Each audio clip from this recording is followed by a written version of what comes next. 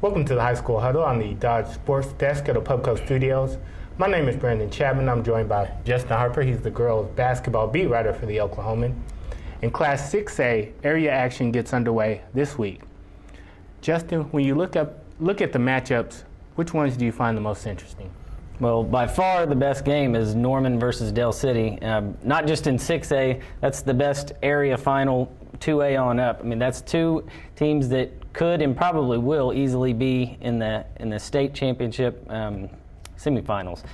It's number 2 versus number 4. They've played each other twice already. Norman's won both of them, so it'll be interesting to see if Norman can win a third time or if Del City can reverse the trend. But it's an important game, too, because whoever wins this is going to go into the bracket opposite of Midwest City, which has swept both those teams, and no one wants to be in their bracket. So that's a really good game, and it has a lot of meaning to it also. Okay, well, when you look at all the areas, which one appears the most competitive?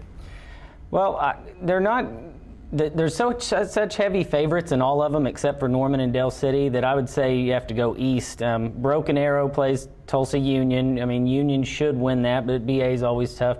Well, they have been this year. But I'd say Edmond North against Tulsa Memorial. That area is pretty tough because Edmond North, as good as they've been this year, with only 2 losses, they don't have experience. They're trying to make it back to state for the first time since 1996, and Tulsa Memorial's about the same way. They haven't been a state contender, but this year they've been really good. So they're 2 teams that are real similar, and it'll be interesting to see which one of them can handle the pressure and play better. And it's also in the East because Edmond went East. So that's probably the most difficult. Well, there's lots of talented players in 6A. Which player do you feel like is going to have to play extremely well to get their team to state? Well, going back to the Del City Norman game we were talking about, Desiree Jeffries, who was signed with OSU, terrific player, she has to play well because Norman has done such a good job on Tony Young, who you know is a state champion track jump. But Tony Young's the leading scorer, but she doesn't match up well with Norman's defense, and Norman has done a great job of taking her out. So Desiree Jeffries needs to step in and fill in that scoring board, which I think she could definitely do. Okay. Well, when you look at the other classes, which class do you feel like has the potential to have the most surprise state qualifiers? Probably 3A, even though that's been the most loaded class for about 5 years running. This year it's pretty much wide open.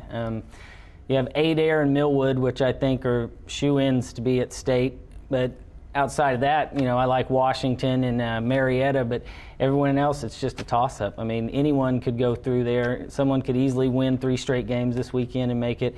I think that outside of Adair and Millwood, you can't count on anybody.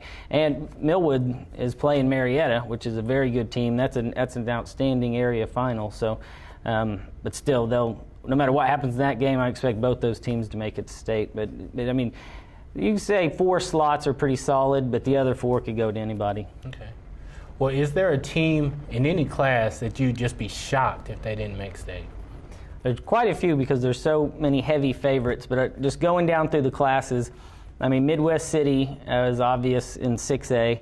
They're undefeated. They have just so much talent to spread around.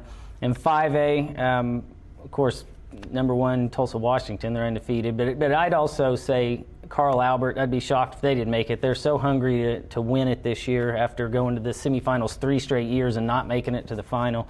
So that would be a stunner.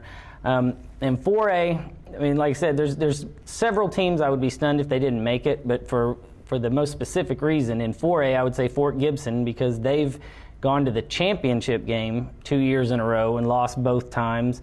That's just been heartbreaking for them. They are also really driven. In 3A, I'd be surprised if Washington didn't make it because they've got a string of 8 years going in, and they're there every year. They're not as good as they've been in years past this year, but Rocky Clark always gets them there, and I'd be stunned if they weren't. In 2A, it would definitely be Walters because they're the ones that lost on Callie Slate's miracle shot at the buzzer. I mean, for all purposes, they won a state title last year and then lost it in 0.7 seconds. And I guarantee you they've been waiting for the state final to get here just since they started practice. So that's a team that would, there's no way they would allow themselves to not make the state tournament. All right, Justin. Well, we appreciate your expertise.